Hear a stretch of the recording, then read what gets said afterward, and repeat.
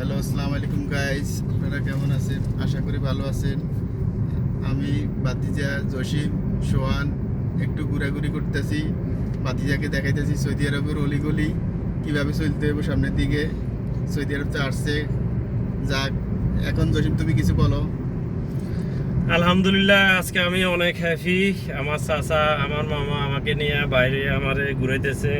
তবে আমার দুঃখের বিষয় একটা, সেটা হচ্ছে আমার চাচা আমার ফুল খাওয়াই আমার ভিডিও করি, আমার সারি দিয়েছে, আমার পেট বড় করিয়ে দিয়েছে। সোহান তুমি কিছু বলো ভাইয়া।